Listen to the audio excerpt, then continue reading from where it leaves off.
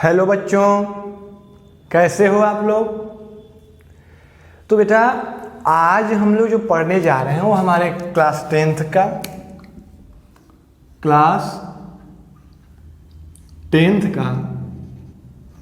Lecture number 3 है। Lecture number 3 है, class 10th का लेक्चर नंबर 3 है। और ये किस चैप्टर का लेक्चर है? तो चैप्टर का नाम है chemical reactions and equations. Chemical reactions and equation. तो इसमें इस चैप्टर में मैंने आपको बताया है, पिछले लेक्चर में आपको ये सारी चीज़ें बताई गई हैं। केमिकल रिएक्शन क्या होते हैं, केमिकल इक्वेशन क्या होते हैं, केमिकल इक्वेशन को कैसे लिखते हैं, ये सब आपको ऑलरेडी मैंने पिछले लेक्चर या पिछले वीडियो में आपको बता दिया है। तो बेटा आज की जो हमारी टॉपिक होने वाली है वो टॉपिक हमारी बहुत ही इम्पॉर्टेंट और वेरी इंटरेस्टिंग, बहुत इंटरेस्टिंग भी है और इम्पॉर्टेंट भी है फॉर डेली लाइफ।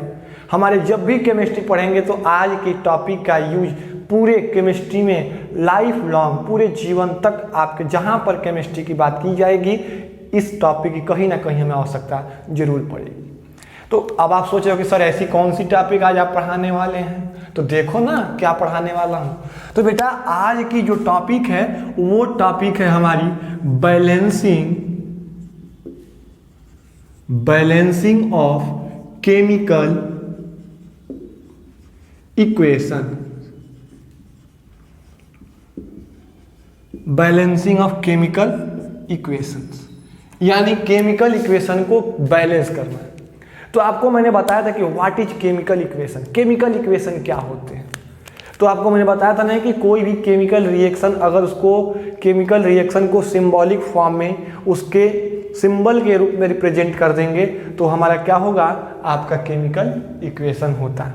समझ में आ रही बात कि किसी भी केमिकल रिएक्शन को अगर सिंबल के रूप में उसको सिंबल के रूप में लिख दे तो हमारा वो केमिकल इक्वेशन कहलाता है।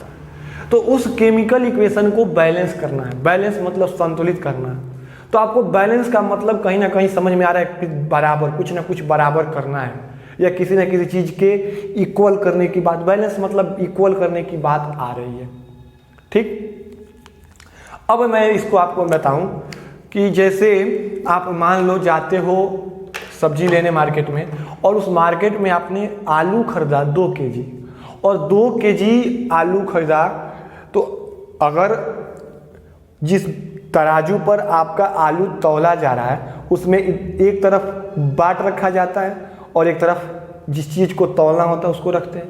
तो अक्सर आप लोग देखते हैं कि अगर आलू थोड़ा सा इधर मतलब पलड़ा अगर आलू की तरफ थोड़ा सा झुकता है तो उसमें से 2 या 4 आलू निकाल लिए जाते हैं, या अगर बाट की तरफ झुकता है तो उसमें 2 या 4 आलू डाल दिए जाते हैं। तो ये 2 या 4 आलू निकाल के या 2 या 4 आलू डालकर हम क्या करते हैं कि जो ये डंडी होती है हमारे तराजू की उसको इक्वल करते हैं, यानी बैलेंस करते हैं।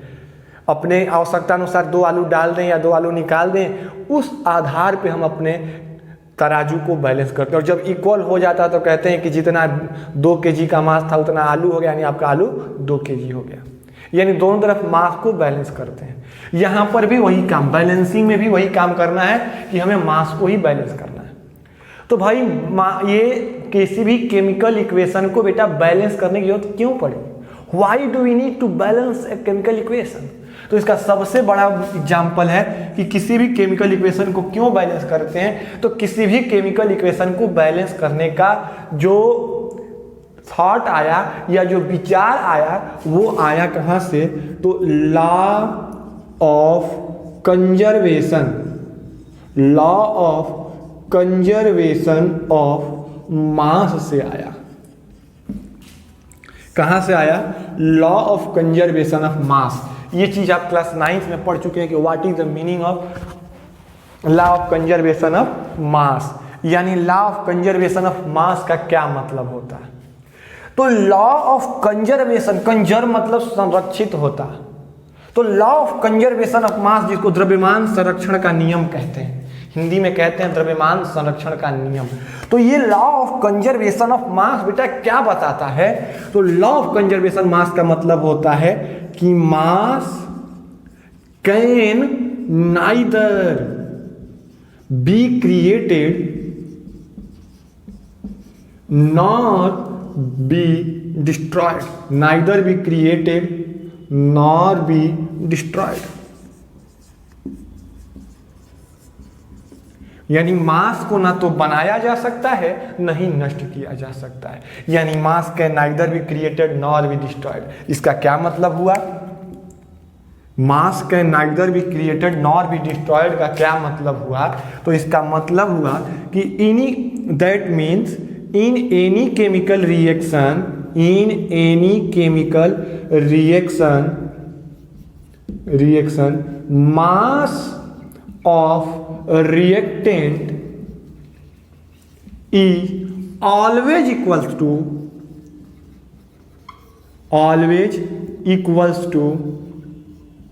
in केमिकल रिएक्शन, किसी भी केमिकल रिएक्शन में इन एनी, या इन यहां पर एनी कर दें, in any chemical reaction mass of reactant is always equals to mass of product, mass of product. यानी किसी भी chemical reaction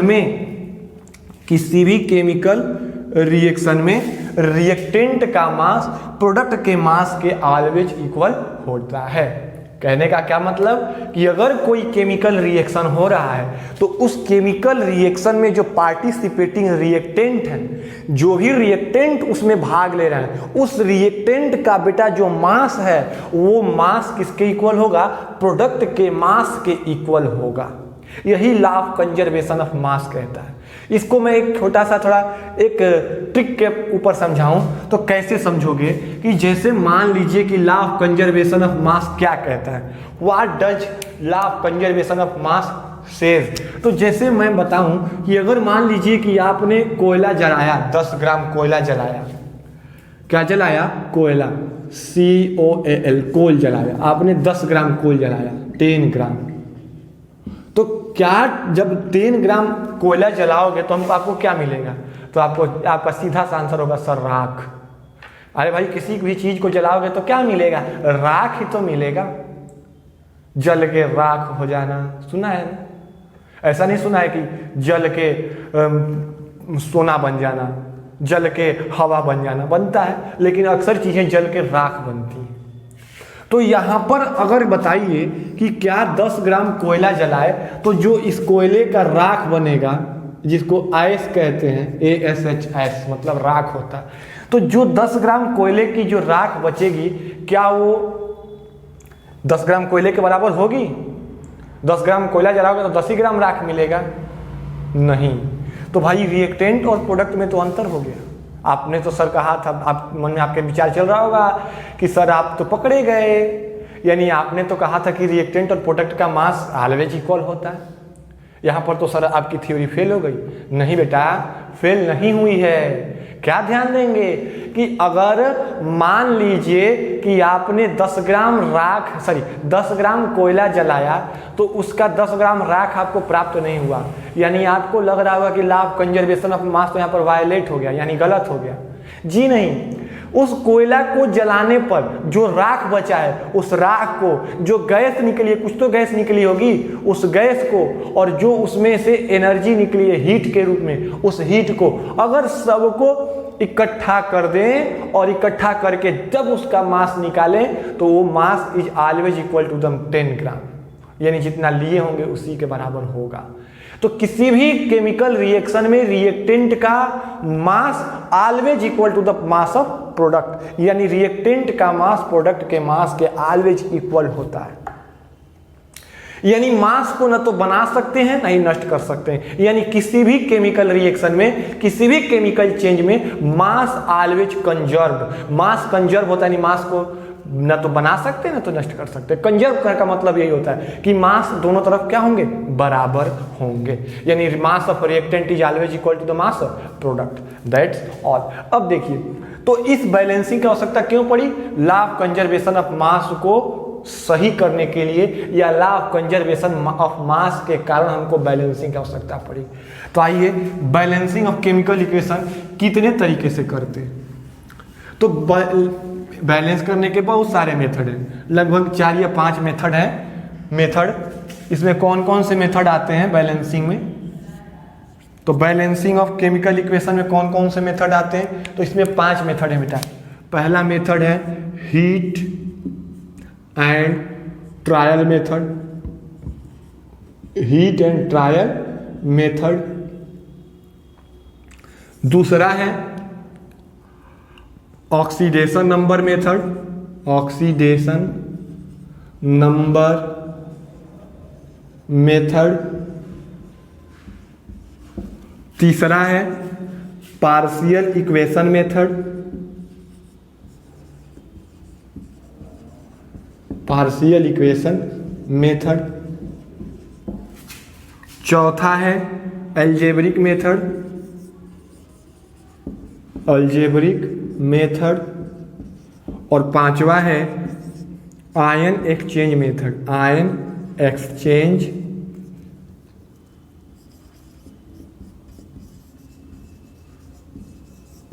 ion exchange method. ये 5 मेथड है आपके पास। किसी भी केमिकल रिएक्शन को बैलेंस करने के ये 5 मेथड हैं आपके पास। पहला है हीट एंड ट्रायल मेथड, दूसरा है ऑक्सीडेशन नंबर मेथड, तीसरा है पार्शियल इक्वेशन मेथड, चौथा है अलजेब्रिक मेथड और पांचवा है आयन एक्सचेंज मेथड। तो अब आप सोच रहे हो कि सर इतना ज़्यादा लिख दिए, हम लोग कैसे समझ पाएंगे? तो इसमें कुछ नहीं करना है, आपको ये 4 पढ़ना ही नहीं है। और क्यों नहीं पढ़ना है? क्योंकि सिलेबस में ही नहीं। क्यों नहीं सिलेबस में? क्योंकि 11th के सिलेबस में है। ये जो दूसरा से लेकर के 5वां तक ये जो 4 हैं, इन सब को क्लास 11th में आपको पढ़ाया जाएगा। किस क्लास में पढ़ाया जाएगा? 11th में। आपको क्लास 10th में केवल हीट एंड ट्रायल मेथड के बारे में ही पढ़ना है। आपको क्लास 10th में केवल क्या पढ़ना है? हीट एंड ट्रायल मेथड के बारे में ही पढ़ना है।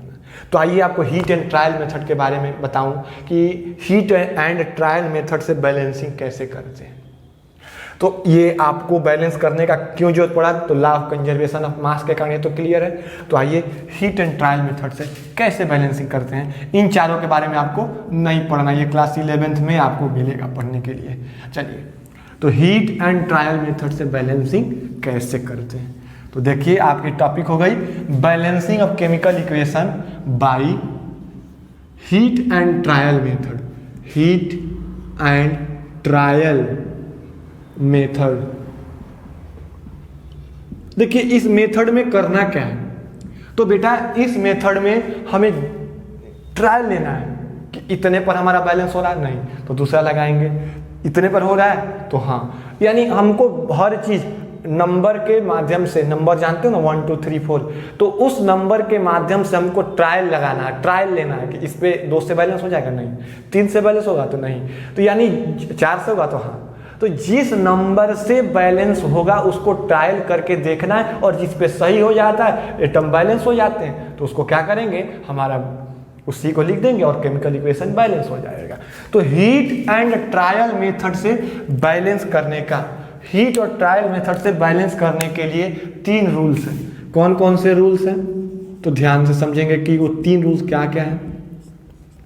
तो सबसे पहला रूल कि राइट द स्केलेटल इक्वेशन, पहला रूल है, और राइट द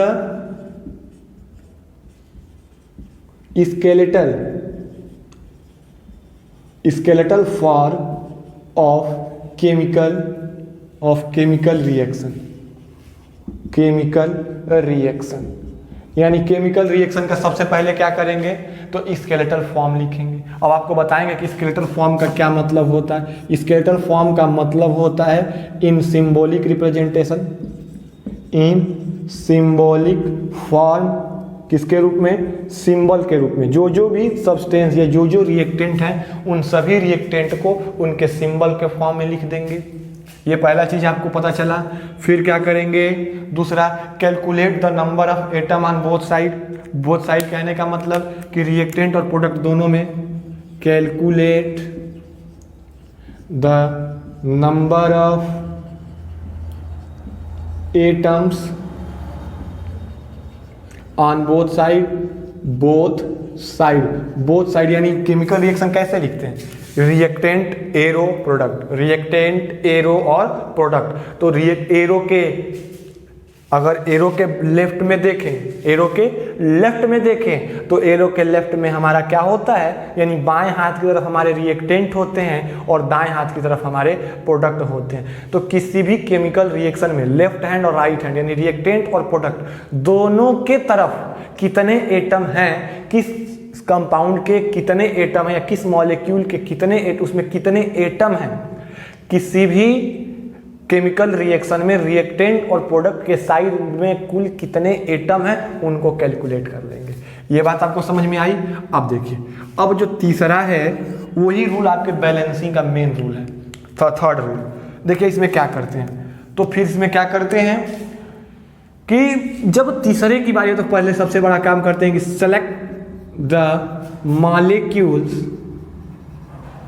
और atom molecules or compound having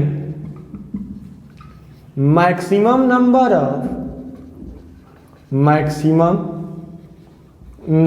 of atom. Select the molecule or compound having maximum number of atom and balance it by simple whole number,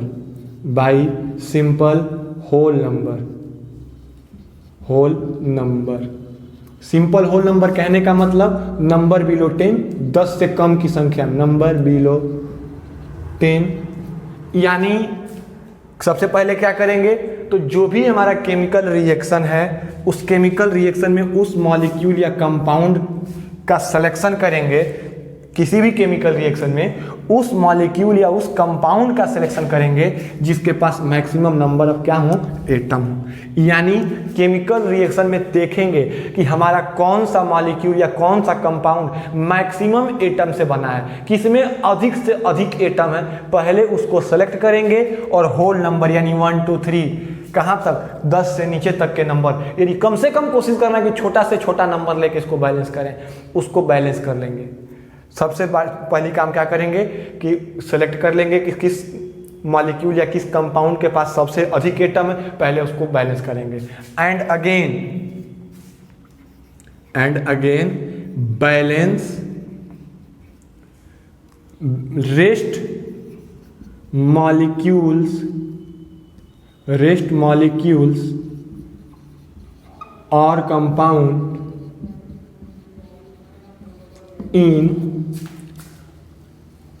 molecule in decreasing order of number of atom। फिर क्या करेंगे,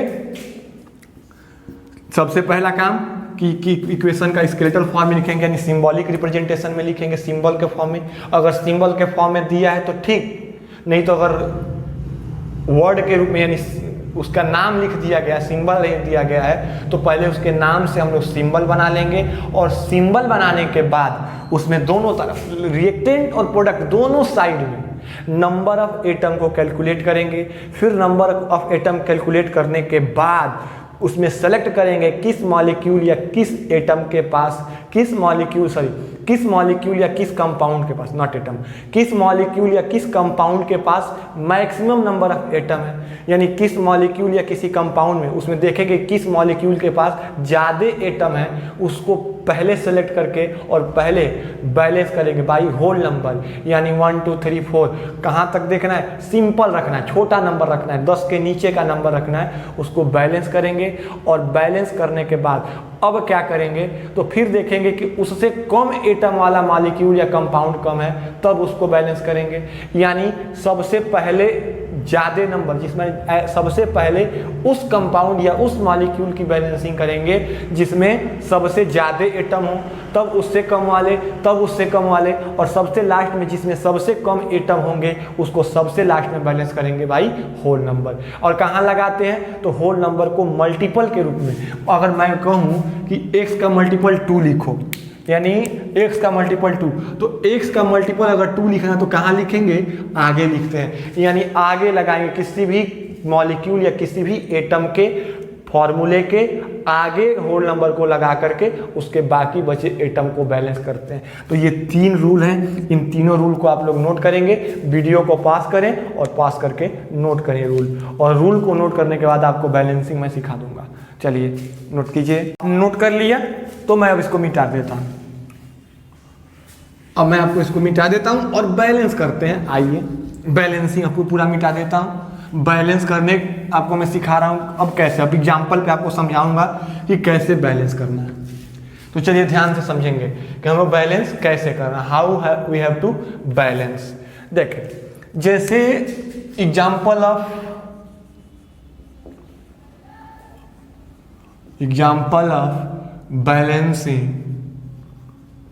balancing chemical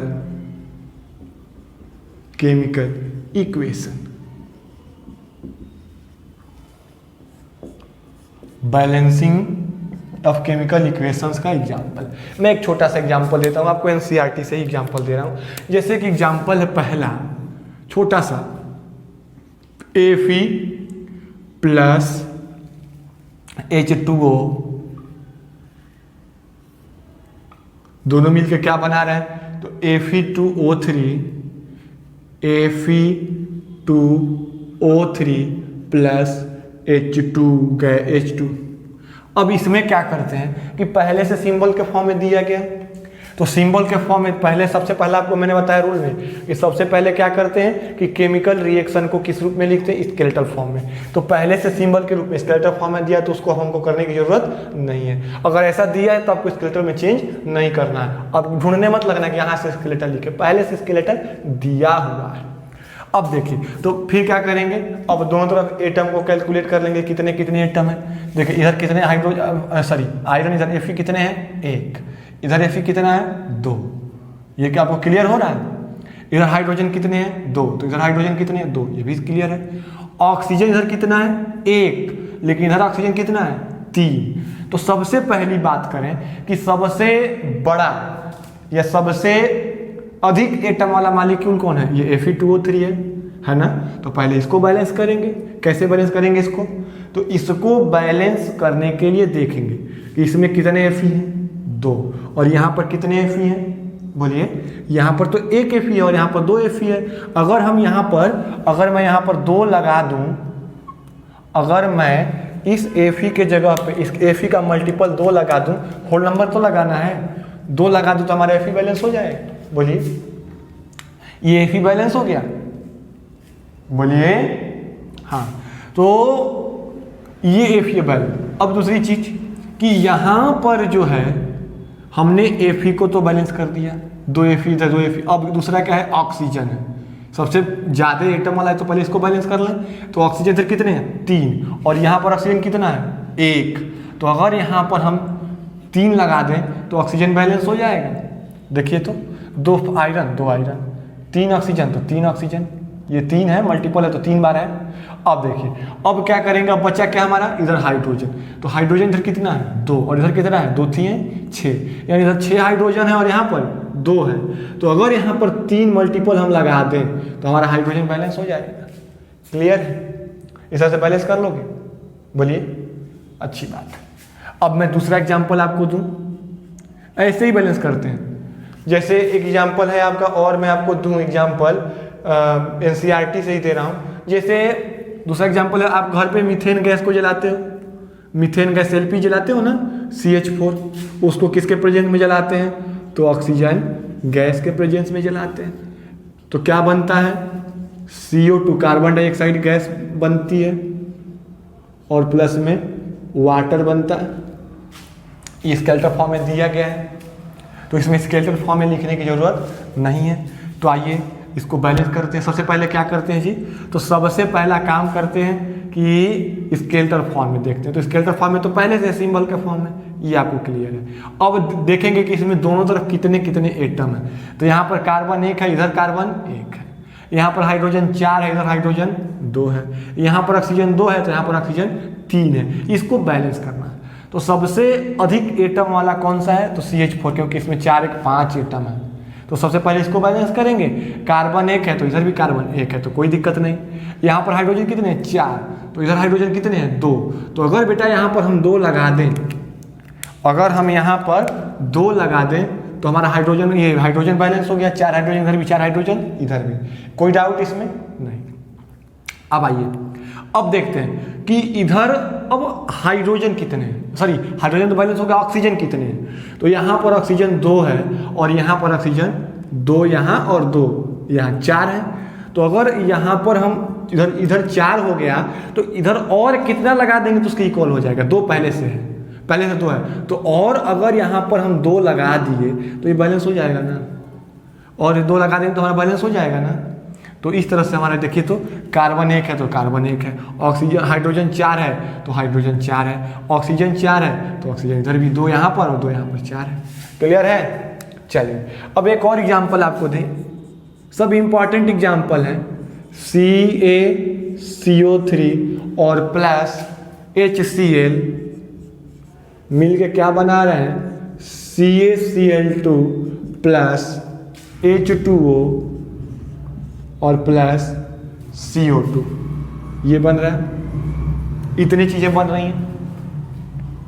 यानी जब calcium carbonate को hydrochloric acid के साथ react करा रहे हैं तो ये दोनों रिएक्टेंट क्योंकि किधर हैं, लेफ्ट में, और ये सब प्रोडक्ट क्यों, क्योंकि राइट में है, किसके, एरो के। ऐसे भी समझ सकते हो। तो दोनों तरफ नंबर ऑफ एटम सेम होने चाहिए। देख लीजिए यहाँ पर सब में सेम है, 1 कार्बन तो 1 कार्बन, 4 हाइड्रोजन तो 4 हाइड्रोजन, 4 ऑक्सीजन तो 4 ऑक्सीजन, यहाँ पर 2 Fe तो 2 Fe, 6 हाइड्रोजन तो 6 हाइड्रोजन, 3 ऑक्सीजन तो 3 ऑक्सीजन। बैलेंस है, सब दोनों तरफ बराबर है। यानी नंबर ऑफ एटम जब सेम होगा तो मास भी सेम होगा। दोनों तरफ नंबर ऑफ एटम सेम है तो मास भी सेम होगा। चलिए अब ये कैल्शियम कार्बोनेट HCl और CaCl2 ये बना रहा है हमारा, ये स्केलेटल फॉर्म में दिया गया। इसको कैसे बैलेंस करेंगे, तो देखें सबसे अधिक एटम वाला कौन सा मॉलिक्यूल है, तो CaCO3। इसको पहले बैलेंस कर लें, इधर CaCl2 इधर CaCO3। देखिए कैल्शियम इधर कितना है 1 और इधर कैल्शियम कितना है 1, तो कैल्शियम की बात नहीं करनी क्योंकि कैल्शियम पहले से बैलेंस हो चुका है। अब देखें कार्बन इधर कितना है 1 है और इधर कार्बन कितना है 1, अच्छी बात है। इधर ऑक्सीजन कितना है 3, तो इधर ऑक्सीजन कितना है 2 ऑक्सीजन यहाँ पर और 1 ऑक्सीजन यहाँ पर, 3 ऑक्सीजन भी बैलेंस है। चलिए इसकी बात नहीं करना है। अब देखिए HCl में देखेंगे और CaCl2 में देखेंगे, इधर कितने Cl हैं उधर कितने Cl हैं, क्योंकि कैल्शियम तो पहले से बैलेंस हो चुका है। यहाँ पर क्लोरीन कितने हैं 2 और इधर क्लोरीन कितना है 1, तो अगर यहाँ पर 2 है तो यहाँ पर और कितना मल्टीपल लगा देंगे तो ये क्लोरीन बैलेंस हो जाएगा। सीधे आपका आंसर होगा सर 2, तो 2 लगा दिए तो हमारा क्लोरीन बैलेंस हो गया। जब हमने 2 लगा दिया तो क्लोरीन बैलेंस। अब क्या बचा हाइड्रोजन, तो हाइड्रोजन इधर कितने हैं 2, तो इधर भी हाइड्रोजन कितने हो गए 2, पहले ही से बैलेंस हो गया। कोई डाउट इसमें नहीं। तो इस तरह से बैलेंसिंग करते हैं। अब आपको मैंने बताया था कि स्केलेटल फॉर्म में अगर नहीं दिया हो तो कैसे लिखेंगे। तो जैसे मैं एक एग्जांपल दूं, एक और चौथा एग्जांपल कि सोडियम प्लस वाटर क्या बना रहे हैं, sodium hydroxide, sodium hydroxide, hydroxide और प्लस हाइड्रोजन, हाइड्रोजन बन रहा है। ये क्लियर है। तो चूंकि तो आपको नेम के रूप में जो भी रिएक्टेंट है उनका नाम दिया गया, तो सबसे पहला काम क्या करते हैं स्केलेटल फॉर्म में। कैसे लिखेंगे, तो सोडियम का सिंबल क्या होता है, सिंबॉलिक फॉर्म में Na प्लस वाटर का आप लोग जानते हो H2O। रिएक्शन करके क्या बनाना, सोडियम हाइड्रोक्साइड का फॉर्मूला होता है, क्लास 9th में आपको बताया गया होगा, NaOH और प्लस हाइड्रोजन गैस H2 निकल रहा है। किसको बैलेंस करना है भाई, तो कैसे बैलेंस करेंगे इसको बोलिए। देखेंगे कि किस मॉलिक्यूल के पास नंबर ऑफ एटम ज़्यादा हैं। तो यहाँ पर देखें कि सोडियम हाइड्रोक्साइड में सबसे अधिक एटम है, तो पहले इसी को बैलेंस करते हैं। यहाँ पर कितने सोडियम है 1, तो इधर सोडियम 1 बैलेंस है, कोई दिक्कत नहीं। अब देखिए यहाँ पर ऑक्सीजन कितने हैं 1, तो इधर भी ऑक्सीजन 1 बैलेंस है, कोई दिक्कत नहीं। हाइड्रोजन इधर कितने हैं 2 और 1 3, लेकिन इधर हाइड्रोजन कितने हैं 2 है, कितने हाइड्रोजन है? 2। इधर 2 और एक 3 है, और इधर कितने हैं? केवल 2 है। तो क्या करें, अगर यहाँ पर हम लोग 2 लगा दें तो कितने हाइड्रोजन हो जाएंगे बताइए? इधर 2 एक 3, इधर कितने हो गए? 4 हुए ना। इधर 2 हो गए, 2 और एक 3 हो गए, और इधर कितने हो गए? 4। और इधर कितने की कमी है? 1 की। तो अगर यहाँ पर 2 है और यहाँ पर भी अगर हम हाइड्रोजन को 2 कर दें तो हाइड्रोजन बैलेंस हो जाएगा। बोलिए, हो गया हाइड्रोजन बैलेंस। जब हाइड्रोजन बैलेंस हो गया तो आप देख रहे हैं कि सोडियम की जो बैलेंसिंग थी वो गड़बड़ा गई। यहाँ पर 2 सोडियम हो गया, यहाँ पर 1 ही सोडियम है। तो अब क्या करेंगे? फिर ट्रायल करेंगे, यहाँ पर 2 लगाएंगे तो हमारा सोडियम बैलेंस हो गया। 2 sodium, 2 water, 2 NaOH plus H2 निकला। देखिए सोडियम 2 है तो इधर भी सोडियम 2 है। यहाँ पर हाइड्रोजन 4 है तो इधर भी 2, और ये 2 का मल्टीप्लाई होगा तो 2 इधर और 2 इधर, 4 इधर तो 4 इधर भी। ऑक्सीजन इधर 2 है तो ऑक्सीजन इधर भी 2 है, बैलेंसिंग हो गई। यानी अगर केमिकल रिएक्शन में रिएक्टेंट और प्रोडक्ट का नाम दिया गया है तो पहले उसको किस में लिखेंगे? सिंबल के फॉर्म में लिखेंगे। सिंबल के फॉर्म में लिखने के बाद यानी स्केलेटल फॉर्म में, और स्केलेटल फॉर्म में लिख करके अपने आवश्यकता अनुसार ट्रायल करके किस पे बैलेंस हो सकता है, ट्रायल करके बैलेंसिंग करेंगे। ऐसा नहीं कि आप 1 बार 2 बार मिटाएंगे तो उसे कोई दिक्कत होगा। 1 बार लगा नहीं बना सकता, उसको 2 लगाइए, 3, 1 बार 2 बार प्रैक्टिस करेंगे आप लोग बनाने लगोगे इक्वेशन। क्लियर है? जैसे एक और एग्जांपल आपको मैं दूं, ये मिटा देता हूं, एक और एग्जांपल आपको मैं देता हूं, अभी और एग्जांपल दिए जाएंगे। समझ में आ रही कि नहीं बात हमारी? जैसे एक एग्जांपल आपको मैं दूं कि कितने 4, 5वां जो भी हो, 5वां जो भी है इक्वेशन है अगला, अब इसको बैलेंस करना है तो कैसे करेंगे? ध्यान दीजिए। अगर दे दिया गया है नाम के रूप में कि zinc plus sulphuric acid, zinc plus dilute sulphuric acid, dilute sulphuric acid react करके क्या बना रहा है? बोलिए, रिएक्ट करके क्या बना रहा है? तो zinc sulphate plus hydrogen, zinc sulphate और प्लस हाइड्रोजन। तो चूंकि नाम के रूप में दिया गया है, नाम के रूप में दिया गया तो सबसे पहले क्या करेंगे? स्केलेटल फॉर्म में लिखेंगे। तो स्केलेटल फॉर्म में कैसे लिखेंगे? तो जिंक का सिंबल आप सबको पता है कि सिंबल Zn होता है। सल्फ्यूरिक एसिड का H2SO4, ये कैसा है? तो डाइल्यूट है, तो डाइल्यूट लिख देंगे ब्रैकेट में। दोनों के बीच रिएक्शन हो रहा है तो जिंक सल्फेट का फॉर्मूला आप लोग क्लास 9th में लिखना सीखे थे, ZnSO4 और प्लस हाइड्रोजन का H2। ये क्लियर है आपको? हमने स्केलेटल इक्वेशन लिख दिया। अब क्या करेंगे? तो अपना रूल लगाएंगे। कौन सा रूल लगाएंगे भाई? तो वही सबसे पहले स्केलेटल फॉर्म में तो लिख दिया, नंबर ऑफ एटम कैलकुलेट करेंगे दोनों ओर।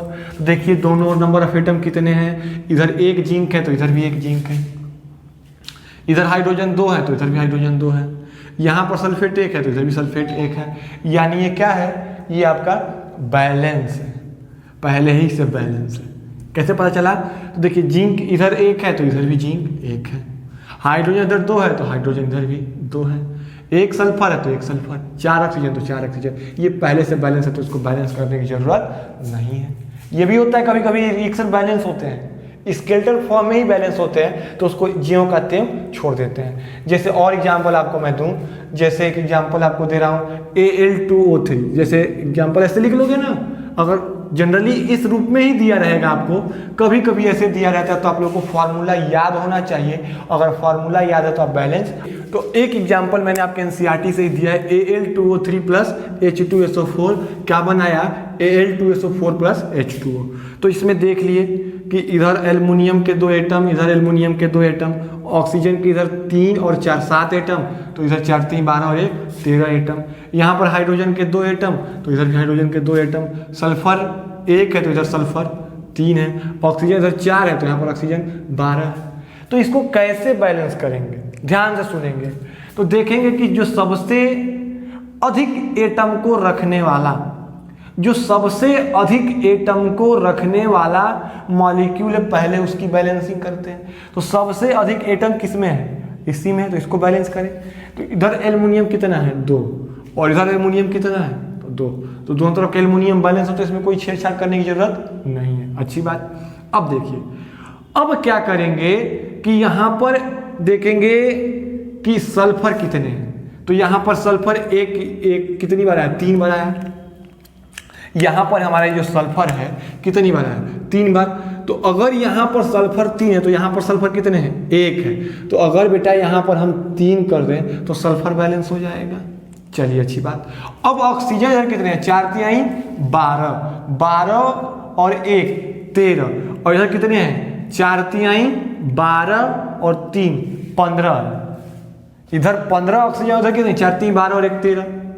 तो हमारे लिए अब कितना इधर लगा देंगे कि इसके इक्वल हो जाएंगे। तो अगर हम यहाँ पर 3 लगा दें तो 4 3 12 और 3 क्या हो जाएंगे, 15 ऑक्सीजन हो गए। तो इधर भी 15 ऑक्सीजन, इधर भी 15 ऑक्सीजन। अब देखेंगे कि हाइड्रोजन इधर कितने हैं, 6, और इधर कितने हाइड्रोजन है, 6, बैलेंस हो गया। ऑक्सीजन उधर 3 और 12 3 15, तो 15 पहले से बैलेंस है। ये भी आपका ऐसे बैलेंस हो जाएगा। यानी उसमें पहले सिलेक्ट करना है कि सबसे अधिक एटम वाला कंपाउंड या मॉलिक्यूल कौन है, और उस कंपाउंड को सबसे पहले बैलेंस करेंगे, फिर उसके बाद उससे कम वाला, फिर उससे कम एटम वाले को, और जिसमें सबसे कम एटम उसको सबसे लास्ट में बैलेंस करेंगे। किससे करते हैं, होल नंबर से करते हैं। होल नंबर यानी 1 2 3। और कैसे होल नंबर, सिंपल, यानी बिलो 10। जनरली हम लोग बिलो 5 ही रखते हैं हिट एंड ट्रायल मेथड के लिए, लेकिन आप लोग बिलो 10 तक समझें कि उसमें सिंपल होल नंबर को रखना है। जैसे एग्जांपल एक और मैं आपको दूं, जैसे एग्जांपल 7 नंबर एग्जांपल आपको दे रहे हैं, समझिएगा। जितना प्रैक्टिस करोगे उतना आपके लिए बेटा बेटर होगा। जैसे CuO, क्यूप्रस ऑक्साइड, सर या इसको कॉपर ऑक्साइड भी कहते हैं। कॉपर ऑक्साइड किसके साथ रिएक्शन कर रहा है, अमोनिया के साथ, NH3, और क्या बना रहा है, तो कॉपर नाइट्रोजन और वाटर बन रहा है।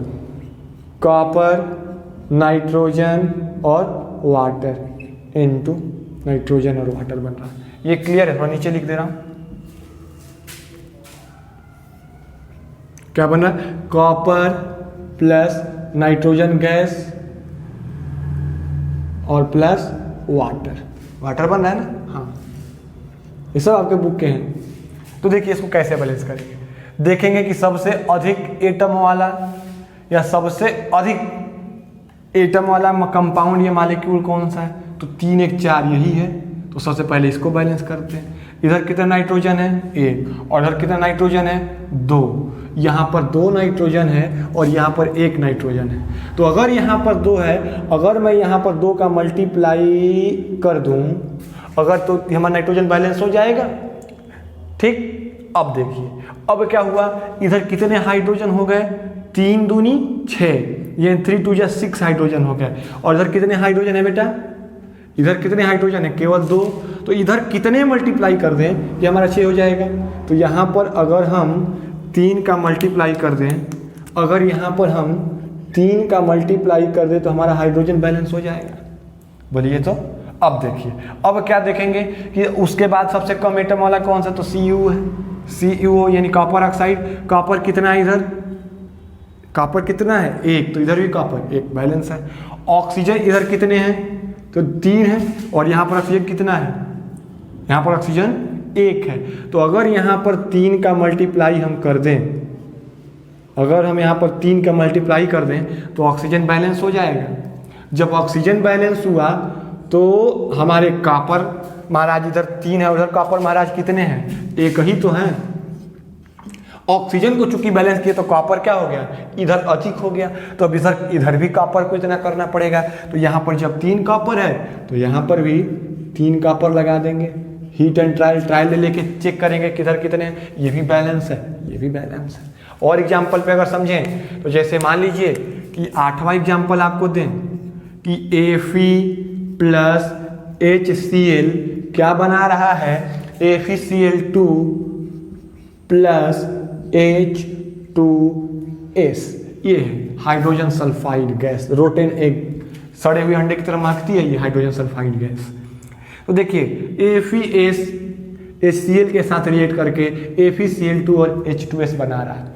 अगर यहाँ पर आपको चेक करना हो कि इसमें किसको पहले बैलेंस करेंगे, तो सीधे जाएंगे, क्योंकि ये स्केलेटल फॉर्म में पहले से ऐसा सिंबॉलिक फॉर्म में, तो उसमें हमने कोई छेड़छाड़ नहीं किया। तो सबसे अधिक एटम किसके पास है, आपको सीधे दिख रहा है इसके पास है, तो पहले इसी को बैलेंस करते हैं। यहाँ पर Fe कितने हैं, 1, तो यहाँ पर Fe कितना है, 1, बैलेंस है। इधर क्लोरीन कितने हैं, 2, तो इधर क्लोरीन कितना है, 1, इधर क्लोरीन कितना है, सर यहाँ पर FeS छूट गया, सॉरी बच्चे, FeS, यहाँ पर ये FeS है, छूट गया था, मैं लिख देता हूँ FeS। चलिए अब देखिए, यहाँ पर FeS, यहाँ पर FeCl2, तो सबसे अधिक एटम किस में है, इसमें है। तो देखिए इधर एक Fe है, तो इधर भी एक Fe है। यहाँ पर कितने Cl2 हैं, 2, तो इधर कितने Cl हैं, रिएक्टेंट में केवल एक Cl है। तो अगर यहाँ पर 2 का मल्टीप्लाई कर दें तो हमारा क्लोरीन बैलेंस हो जाएगा। समझ में आ रहा है बात। चलिए अब देखेंगे कि उससे छोटा कौन सा है, तो ये है H2S है। तो देखिए हाइड्रोजन कितने, इधर 2, तो इधर हाइड्रोजन कितने हो गए, 2, बैलेंस है। सल्फर 1 है, तो सल्फर इधर भी 1 है, ये भी बैलेंस हो गया। ऐसे ही तो बैलेंस करते हैं जी, कोई डाउट इसमें। जैसे और मैं 10 कर दूं, मैं 9 कर देता हूँ, 9 एग्जाम्पल देखिए 9th नंबर। जैसे आपको दे दिया गया कि सोडियम का रिएक्शन किसके साथ, कार्बन डाइऑक्साइड के साथ, तो सोडियम कार्बोनेट Na2CO3 है, सोडियम कार्बोनेट और प्लस कार्बन सॉलिड के रूप में, यानी कार्बन के कुछ पार्टिकल बच जाते हैं। ये रिएक्शन आपको दिया गया। अगर मैं कहूँ कि इस रिएक्शन को बैलेंस करो, तो बेटा कैसे बैलेंस करोगे आप, तो देखेंगे कि उसमें सबसे अधिक एटम वाला कौन सा मॉलिक्यूल है। तो सबसे अधिक एटम वाला मॉलिक्यूल तो यही है ना, Na2CO3। तो इसको कैसे बैलेंस करेंगे, तो देखिए इधर कितने सोडियम है, 2, इधर कितने सोडियम है, 1, तो इधर 2 सोडियम है, इधर 1 सोडियम है। तो अगर यहाँ पर 2 का मल्टीप्लाई कर दें तो ये सोडियम बैलेंस हो जाएगा। बोलिए, कोई डाउट नहीं। अब देखिए, अब देखेंगे कि इधर कितने कार्बन है, 1, तो इधर कार्बन कितना है, 1, बैलेंस है।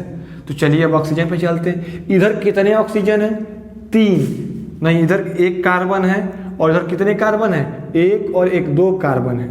इधर 1 कार्बन है और इधर 1 यहाँ पर, 1 यहाँ पर, 2 कार्बन है। तो अगर यहाँ पर हम 2 लगाएंगे तो ये भी कार्बन हमारा बैलेंस हो जाएगा। क्लियर है। अब देखिए ऑक्सीजन इधर कितने हैं, 3, और यहाँ पर ऑक्सीजन कितने हैं, बोलिए 4 है। कितने ऑक्सीजन इधर, 4, और यहाँ पर 3 ऑक्सीजन, यहाँ पर 4 ऑक्सीजन और यहाँ पर 3 ऑक्सीजन। ये कैसे बैलेंस होगा भाई, तो अगर हम यहाँ पर जांच के लिए अगर यहाँ पर मैं 2 रख दूं, अगर यहाँ पर मैं 2 रख दूं तो कितने हो गए ऑक्सीजन, 2 तिहाई 6, और यहाँ पर अगर मैं 3 रख दूं, अपने से जांच करना है।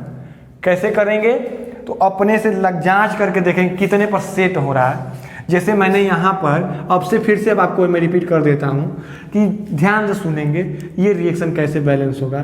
देखिए इधर कितने सोडियम है, 2, इधर सोडियम कितना है, 1, तो अगर हम यहाँ पर 2 लगा दें तो सोडियम बैलेंस हो जाएगा। चलिए अब देखिए यहाँ पर कितने कार्बन है, 1, और इधर कार्बन कितना, 1, तो कार्बन सॉरी यहाँ पर कार्बन 1 और 1, 2 कार्बन है ना, यहाँ पर कार्बन हमारे 2 हैं, यहाँ पर 1 कार्बन और यहाँ पर 1 कार्बन, 2 कार्बन, और इधर कितने कार्बन है, 1। चलिए तो अगर हम यहाँ पर हमारे 2 कार्बन और यहाँ पर 1 कार्बन, तो अगर यहाँ पर मैं 2 लगा दूँ तो हमारे क्या हो जाएंगे, कार्बन बैलेंस हो जाएंगे। अब यहाँ पर देखिए 3 ऑक्सीजन है और ऑक्सीजन इधर कितने हैं, 4। तो भाई ये तो बात गड़बड़ हो गई कि ये 3 हो गया, ये 4 हो गया, तो ऑक्सीजन को कैसे बैलेंस करेंगे। तो अगर यहाँ पर 3 ऑक्सीजन है, अगर यहाँ पर 3 ऑक्सीजन है तो यहाँ पर हमारे कितने, 4, तो इस दोनों को कैसे बैलेंस करेंगे, होल नंबर में रखना है। तो यहाँ पर 3 है, तो अगर मैं यहाँ पर बाई द ट्रायल 2 लगाऊं, तो 2 लगाऊं तो ऑक्सीजन कितने हो जाएंगे, 6, और इधर कितने हैं, 4। तो अगर यहाँ पर ऑक्सीजन को बैलेंस करने के लिए मैंने 3 लगाया तो ऑक्सीजन बैलेंस हो गया, 6 हो गया। और यहाँ पर भी 6 हो गया। तो अब कहोगे सर तब तो सोडियम गड़बड़ हो गया। बिल्कुल हुआ, यहाँ पर सोडियम हो गया 4 और यहाँ पर सोडियम 2 ही था, तो यहाँ पर से 2 हटा करके 2 और जोड़ देंगे तो कितने हो गए 4, सोडियम ही बैलेंस हो गया हमारा। कोई डाउट नहीं। 3 कार्बन तो 2 और 1 3 कार्बन, ऑक्सीजन 2 तिहाई 6 तो 2 तिहाई 6 ऑक्सीजन, 2 और 2 दूनी के 4 सोडियम तो 4 सोडियम, ये भी बैलेंस हो गया। कोई डाउट? इस तरीके से आपको बैलेंस करना है। तो आप लोग एनसीईआरटी के बुक के एक्सरसाइज में जितने भी बैलेंस करने के लिए केमिकल इक्वेशन दिए गए बेटा, उन सबको हीट एंड ट्रायल मेथड से ही बैलेंस करना है। और बैलेंस करने का जो प्रोसेस है एक बार मैं फिर से बताता हूँ कि लॉ ऑफ कंजर्वेशन ऑफ मास पर आधारित है, यानी मास को न तो बनाया जा सकता है नहीं तो नष्ट किया जा सकता है। यानी किसी भी केमिकल रिएक्शन में मास ऑलवेज क्या होते हैं, कंजर्व यानी सेम होते हैं। रिएक्टेंट का मास प्रोडक्ट के मास के इक्वल होता है। तो इसको बैलेंस करने का 5 मेथड है किसी भी इक्वेशन को बैलेंस करने का। Heat and trial method, oxidation number method, partial equation method, algebraic method और आयन एक्सचेंज मेथड। लेकिन इसमें से आपको इन चारों को नहीं पढ़ना, केवल एक पढ़ना है, हीट एंड ट्रायल मेथड। तो बेटा हीट एंड ट्रायल मेथड में क्या करते हैं, तो हीट एंड ट्रायल मेथड में हम लोग सबसे पहले स्केलेटल फॉर्म में यानी सिंबल के फॉर्म में लिखते हैं। सिंबल के फॉर्म में लिखने के बाद दोनों ओर किस सब्सटेंस या किस एलिमेंट के कौन से और कितने एटम हैं, इन दोनों तरफ एटम के नंबर को काउंट करते हैं। फिर एटम के नंबर को काउंट करने के बाद उसमें देखते हैं कि किस कंपाउंड या किस मॉलिक्यूल के पास मैक्सिमम नंबर ऑफ एटम है। तो जिस मॉलिक्यूल या जिस कंपाउंड के पास मैक्सिमम नंबर ऑफ एटम होते हैं उनको ट्रायल मेथड से, ट्रायल मतलब जांच करके कि 2 लगाने पर बैलेंस, 3 लगाने पर बैलेंस, तो उसको ट्रायल करके होल नंबर लगा करके पहले जो सबसे अधिक एटम वाले मॉलिक्यूल या कंपाउंड है उसको बैलेंस कर लेते हैं। उसके बाद जो सबसे कम वाला है उसको सबसे लास्ट में, जो सबसे कम एटम वाले मॉलिक्यूल हैं उनको सबसे लास्ट में बैलेंस करते हैं, और जो सबसे अधिक एटम वाले मॉलिक्यूल हैं उनको पहले। यानी एटम के नंबर के डिक्रीजिंग आर्डर में हम लोग बैलेंसिंग का प्रोसेस लेके चलते हैं, और अंत में जब हमारा केमिकल रिएक्शन बैलेंस हो जाता है तो मिला लेते हैं कि दोनों तरफ के एटम के नंबर सेम हैं। जब एटम के नंबर सेम हो गए तो हमारा इक्वेशन बैलेंस हो गया। और इस प्रकार से बैलेंसिंग का ये लेक्चर यहीं समाप्त होता है। और मुझे आशा नहीं, पूर्ण विश्वास है कि आपको बैलेंसिंग करने 95% समझ में आई होगी। तो चलिए एनसीईआरटी के बेटा जितने भी बैलेंसिंग है सबको प्रैक्टिस कीजिए। अगर उस बैलेंसिंग में अगर आपको कोई डाउट होता है तो सीधे मेरे इस वीडियो के कमेंट बॉक्स में जाएं, उस रिएक्शन को लिख दें, तो मैं उस रिएक्शन का बैलेंस इक्वेशन आपको कमेंट में रिप्लाई के रूप में बता दूंगा, या उसके लिए अलग से एक वीडियो बना दूंगा। तो आज के लेक्चर के लिए इतना ही, और अब अगले लेक्चर में टाइप ऑफ केमिकल रिएक्शन के साथ मिलेंगे। तब तक आप सबको बेस्ट ऑफ लक, पढ़ाई जारी रखिए। सबको जय हिंद, जय भारत।